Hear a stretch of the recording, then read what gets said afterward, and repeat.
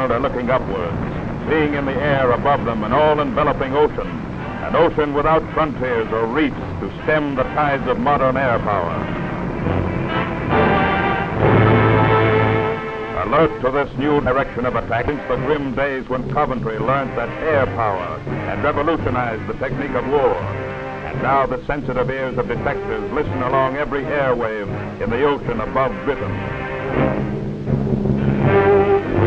In Hankow and Chongqing, unprotected before Japan's treacherous attack, the people of China learned in devastation and terror that air power is the key to modern strategy, learned that henceforth soldier and civilian face death together. In the streets of Moscow, when sirens herald the approach of enemy planes, an air-minded people are prepared. For the Russians, pioneers in the development of new weapons, know that all who live within 1,000 miles of the Reich are within 4 hours' reach of the fury of the Luftwaffe.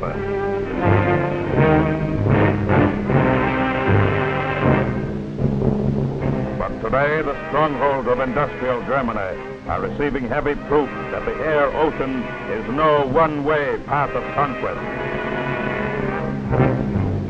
And around the world, even in Japan, those who sought to dominate the East by air power are themselves listening uneasily, for they know that the space-destroying strategies of aerial warfare have created many roads that lead to Tokyo, roads through the air ocean that threaten the most distant cities of the earth. Men of the air ocean, the crews of the long-range bombers are the wielders of this revolutionary power. In the strange world of celestial navigation, they calculate their 1,000-mile flights to the accuracy of a city block. They balance bomb load against striking range to achieve the maximum of destructive power. Only 4 years ago, this weapon of all-out aerial war was untested and terrifying. As the people of England waited for the blow to fall, they tried to prepare themselves against unpredictable destruction. Some were skeptical. Some were bewildered. Many were sincere. None could gauge the devastation which the bombers would bring. As they watched the unwieldy balloons rolling out to deck the skies of London, they wondered what strange new warfare was upon them.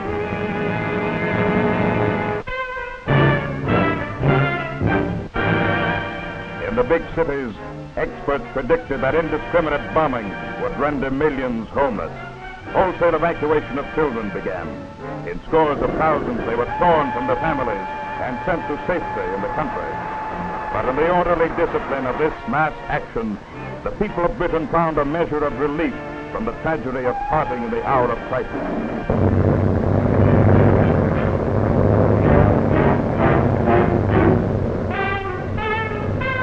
Left behind in the cities, parents waited for the blow whose coming no one could foretell.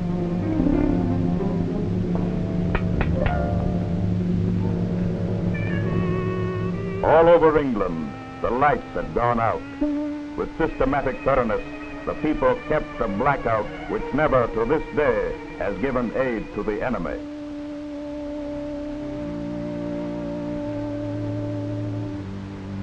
When the Banshee wailing of the siren sounded, the men and women of England in their millions moved underground to what they thought was the beginning of a new life. Whole cities slowed to a standstill. A proud people braced themselves for the attack to prove before the world that they could take it. August 8, 1940. The air crews of Hitler's Luftwaffe, spearhead of his blitzkrieg on the west, was confident of an easy triumph in the coming battle for Britain. Massed at 100 airfields in the conquered countries, they pored over plans of their objectives, docks, harbors, and food supplies, whose paralysis, they thought, would speedily reduce Britain to an abject surrender. This was to be the famous toughening up process for invasion, the task assigned by the High Command to Junkers, Heinkel, Dorniers, and Stukas, which now roared in successive waves towards England. Little did the German generals know that the defensive armament of their planes was no match for the fighters of the RAF, that their bomb loads were pitifully inadequate to the gigantic task they had set themselves.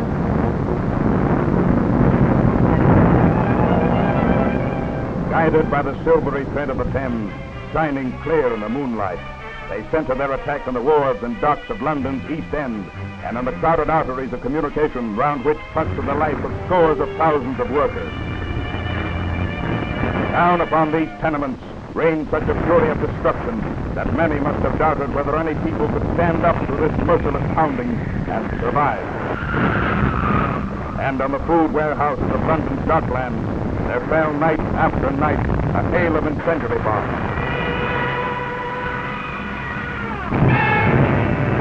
Disregarding their losses, which had already exceeded 2,000 planes, the Luftwaffe pressed on, vainly hoping to drive home a blow which could prove mortal.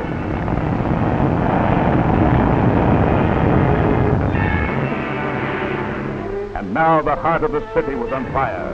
It seemed that England was fighting for her very life.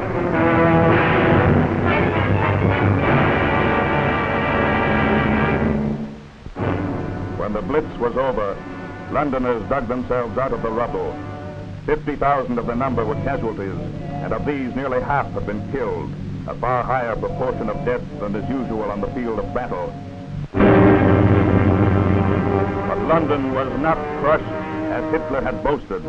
Its people had learned from the crucible of fire the great lesson of air attack, that a planned defense can master every terror from the sky. That factories can actually increase their output under the menace of air raids. From that day, the British set about building their new system of defense, no longer highly centralized, but geared to the needs of each locality. From the intricate network of emplacements honeycombing the coasts of Britain, the Observer Corps still reports formations of enemy bombers approaching. Interceptor squadrons and anti-aircraft boats spring to the attack. At headquarters, the course of the raid is plotted and reported to plant control room, the nerve center of each factory's ARP defense system. Group spotters stand to the alert. But below, in the machine shops, the battle of production continues without pause. Only the warden now leaves his bench to open the doors that lead to the shelter.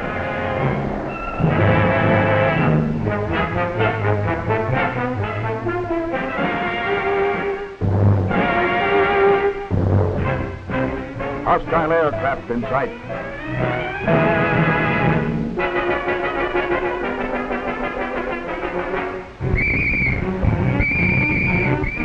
When the warden's whistle blows, factory workers don their helmets and keep on working. Only when the bombs are actually falling close by does the spotter give the signal, imminent danger. Throughout the city, the traffic of normal life continues, while overhead the guns of the RAF go into action.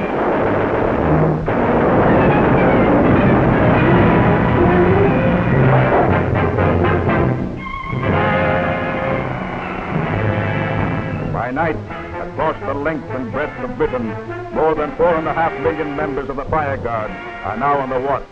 For every 150 yards of city street, a team of guards watches by rotation, so that everyone else in the district can sleep undisturbed until actual attack is upon the neighborhood.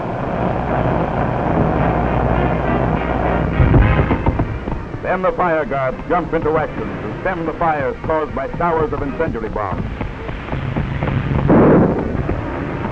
Men and women armed with pails and stirrup pumps, the fire guards dash to the scene of the nearest blaze, taking cover behind the protection of a brick wall, lest the bomb be of the new high explosive type, which bursts into splinters and can kill anyone foolhardy enough to try and extinguish it unprotected, as many in Britain learned at cost of life and limb.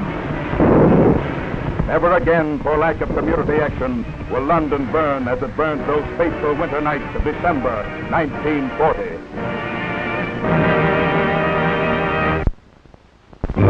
And now, moving from mass production lines, comes Britain's reply to Hitler's threat. Long-range bombers that carry the heaviest bomb loads in the world. To Hitler's hundreds of tons, the RAF returns thousands of tons, massive 6,000-pound blockbusters, speeding nightly on their way to German and Italian cities. In place of the Luftwaffe's weak and ineffective raids, the the RAF intensively concentrates its gigantic bombs on the nerve centers of Axis industry.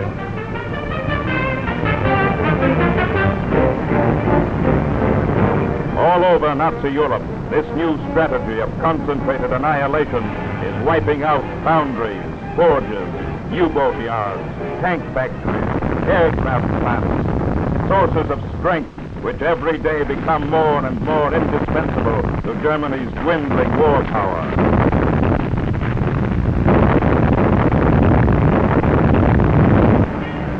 Just as destructive, though spread over a wider area, is the RAF's new technique of sweeping in by day across the coasts of Axis-held Europe.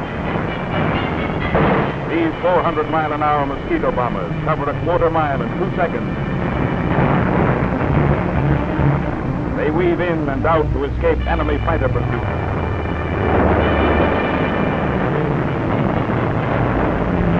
They attack factories, railroads, bridges with bomb and cannon at point-blank range.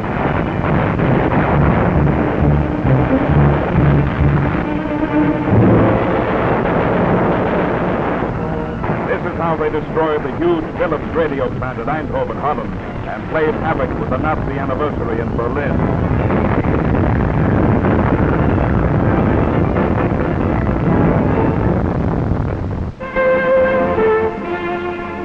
Down from the reaches of the air ocean, no enemy planes as yet have rained destruction upon Canada.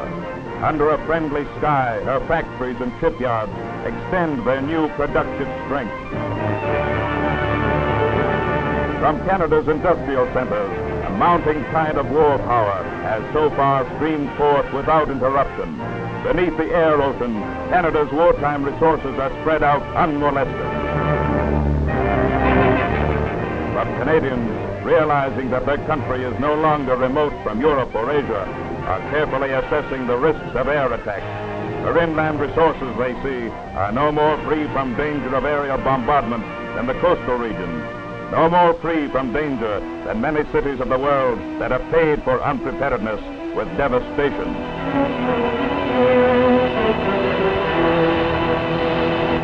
And so, across the continent from Halifax to Vancouver, Canadian cities rehearse their grim lessons of air defense, and the lights go out in Canada. Typical of civilian defense organizations all across the Dominion is that of British Columbia, first province to be shelled by the enemy. In Vancouver's ARP headquarters, a relief map reveals the high mountains and jagged coastline which the city's defense system must take into account. Profiting by England's experience, Vancouver has decentralized her defenses.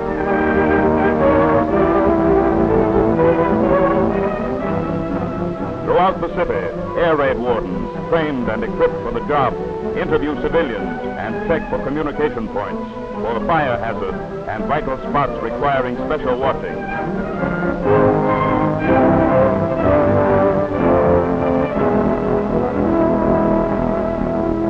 The network of the telephone system is ready for instant action. Hospitals are prepared for emergency evacuation.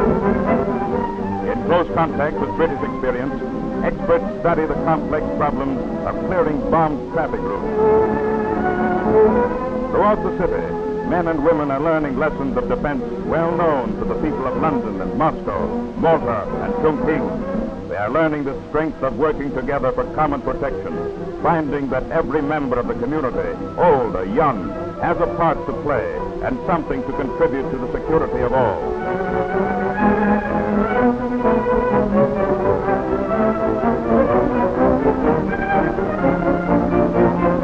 From the university campus to the production plants, they have acted on the words of an ARP expert. The primary responsibility for protection against air raids is on the individual himself.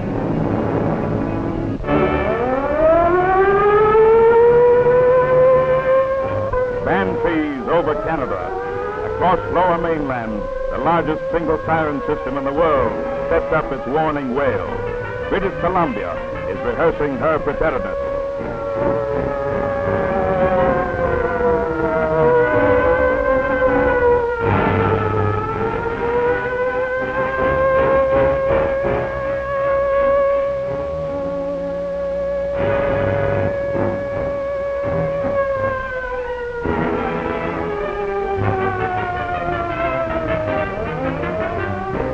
Vancouver post wardens are ready in their control room as the signal flashes to the nerve center of a community that does not forget the fate of Nanking and the unprotected cities of China. By phone and messenger, from street wardens to district control rooms, come reports of damage and casualties. Around the control table, key men of the essential services make quick decisions and command technical aid.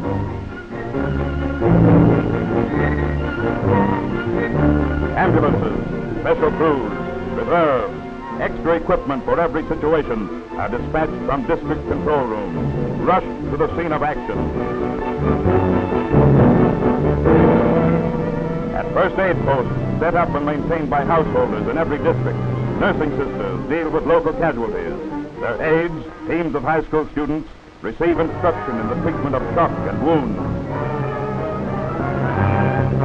In the streets, decontamination squads answer the gas warning and set to work upwind of the infected area. Elsewhere, firemen in asbestos suits grapple with broken gas mains. And so, in the shared responsibility of her citizens, Canada establishes her civilian defense. Rising from the waters of the coast, the wings of Canada are sure proof that attacking air power alone can meet the menace from the skies, that civilian ground defenses of themselves are not enough.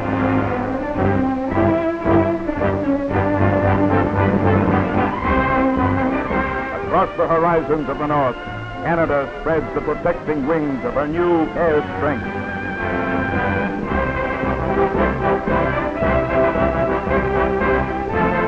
From the stations of both coastal commands, from secret runways strung along the farthest limits of habitable land, she sends up her challenge to air marauders, a ring of speed and firepower, a ring of mounting offensive might. Tonight, as every night, Canadians are listening, watching, waiting, sounding the darkness above for the first sign of danger. If the time comes, they say, be it tonight or tomorrow, this week or next year, we shall be standing guard to protect our homes and our factories and our fields. If the Banshees wail for Canada, if the menace of the air ocean looms above our shores, we shall be prepared.